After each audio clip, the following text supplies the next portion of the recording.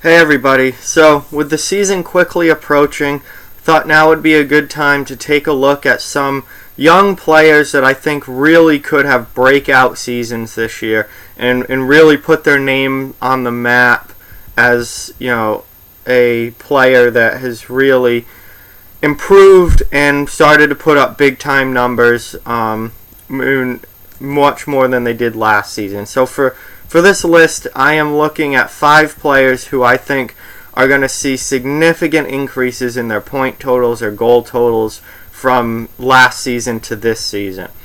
So I just went through and I picked out 5 guys. These are not the only 5 players that could have breakout seasons. These are just 5 that I think have a very good chance of really getting their names put on the map this year and being significantly better than they were last season. So, first up, we have Ondrej Kase in Anaheim. He's only 22 years old. Last season, he played 66 games. He had 20 goals, 18 assists for 38 points. Anaheim is already riddled with injuries. They're missing key players up and down the lineup. Corey Perry's out, Ryan Kessler's out, Patrick Eves is out, Kessel is out. They're just missing a ton of players. Ondrej Kase is going to have to be a big-time goal scorer for this team for them to even have a chance of being successful this season. He had 20 goals in 66 games last year.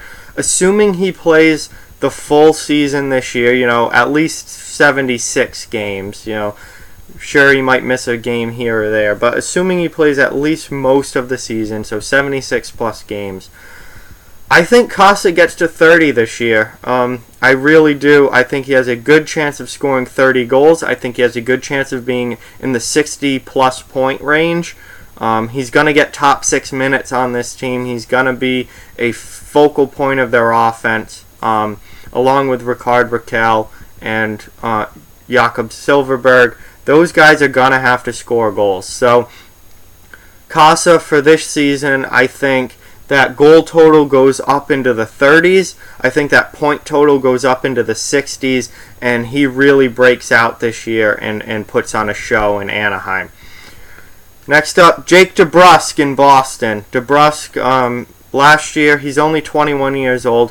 Last year, he played 70 games in his rookie season. He scored 16 goals and 27 assists for 43 points. He got better as the season went on. As he got more and more comfortable at the NHL level. By the end of the season, he was playing very, very good hockey. He was a force for the Bruins in the playoffs. He had a great playoffs for Boston. And I expect him to take the next step and an even bigger leap this season. I really like what I saw from him in the preseason, and I think he is going to explode onto the scene this year as a really good young goal scorer. Assuming he plays most of the season, so 76 plus games, I think DeBrusk scores 30 goals as well, at least 25. He'll probably be in the 25 to 30 range. His assist totals are also going to go up. I think he has a chance to get to 55, 60 points as well. He's playing on the second line in Boston with David Krejci. So obviously that gives you a really good chance to score some goals when you're playing with David Krejci. So I really think DeBrusk breaks out. And DeBrusk probably isn't going to be the only Bruin to have a real breakout season, because Ryan Donato is going to be something, especially as a goal scorer. And he only played 12 games in the regular season at the end of last year coming out of Harvard. He's now going to get a full season in the NHL as well. So DeBrusk and Donato, I think, are 2 really, really good young goal scorers that Boston has. And I think DeBrusk is really going to make a name for himself this year with a close to 30 goal, if not 30 goal season, and probably 55 to 60 points. So I'm really expecting big things from Jake this year. Anthony Mantha in Detroit, 24 years old. He's been in the league for a couple of years now. Last year he played 80 games. He had 24 goals and 24 assists for 48 points. And you might think, that's pretty good. How are you gonna have a breakout season from that? I think Anthony Mantha can be one of the best power forwards in the league. The kid, he's big, he's physical, he doesn't shy away from hitting or fighting. He's got incredible hands and skill as well. I think he can be a 30-goal scorer easily, and I think he can be a 60-point guy easily, maybe even a 70-point guy. Detroit is not very good right now, but they have some very good young pieces: Dylan Larkin, Anthony Mantha, Andres Athanasiou. I mean, they've got so many more. Zadina, Svechnikov. They've got some really good young players in there. As a team, as a whole, they're not all that great right now, but I think some of these young players are really going to start to shine and really start to have breakout seasons. Larkin's already pretty much established as being a really good player. Mantha had a pretty good season last year. 48 points and 24 goals is nothing. There's nothing wrong with that. But Mantha is going to be a first-line player this season. I think he scores 30, maybe even 35 goals.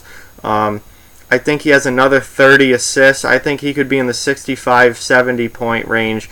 And Mantha is going to establish himself as the next generation of great power forward in the NHL. As guys like Lucic and Simmons start to wind down as they get into their 30s, I think guys like Anthony Mantha and Josh Anderson in Columbus are going to establish themselves as the next generation of power forward. You know, guys who are physical, guys who can fight, and guys who also have a lot of skill and can put the puck in the net. And I think this year is going to be a huge year for Anthony Mantha. Jesse Puljujarvi in Edmonton, he has elite goal scorer written all over him. He's only 20 years old. He played 65 games with the Oilers last year. He scored 12 goals and 8 assists for 20 points. So not spectacular, breakout numbers last season. Only 12 goals in 65 games, but remember, he was only 19, 20 years old, and the Oilers weren't very good. And it's not like he was playing on the top line with McDavid, he was playing on the third line. So the Oilers really weren't good last year, and his numbers, I think, he played pretty well, but I think his numbers got lowered a little bit just by the team being bad. This year, I think the Oilers are going to be a little bit better. I also think Puljujarvi has a chance to hop into the top 6, especially if someone like Ty Rattie doesn't play all that well, or someone on the second line doesn't play all that well. I think Puljujarvi is going to be a guy that can jump into the top 6, possibly even get power play time. And if he plays most of the season, I think we're looking at 25 to 30 goals from him, probably 50 plus points. In a real breakout season. To go from 20 points to 50 points is, I think, without a doubt, a breakout season. And I think Puljujarvi has a good chance of doing that this year. Especially as the season wears on, I think he's going to end up in that top 6 and really get a chance to shine and get a chance to play with some really good players, whether it's McDavid or it's Draisaitl. He's going to have a chance to put up some points. So, as far as all of these guys go, I think the biggest point increase will probably come from Puljujarvi.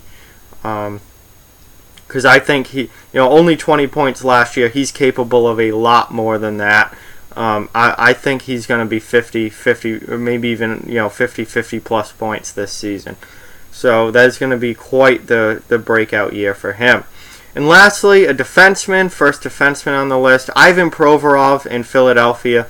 Only 21 years old, really, really good young offensive defenseman. I love this kid. I would take him on my team any day. I think he's going to be a superstar for Philadelphia, even more so than Shane Gostisbehere. I think Provorov's ceiling is higher. He played all 82 games last season. He scored 17 goals from the back end last year. And another 24 assists for 41 points as a 20-year-old. That's just unbelievable. So how do you have a breakout year from that? I don't think he's going to score more than 17 goals this year. But while the goal total might stay the same or go down a little bit. He might end up around 13, 14. He probably won't get to 17 again. He certainly could. He has the ability to, without a doubt. He has the ability to be a 20-goal scorer from the back end. But even if his goal totals drop down to 13, 14, I think his point totals are really going to go up. I think he gets more assists. And I think just overall he becomes more of a superstar in the league.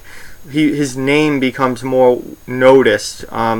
He's somebody that becomes known outside of Philadelphia. In Philadelphia, Provorov is like the next great thing.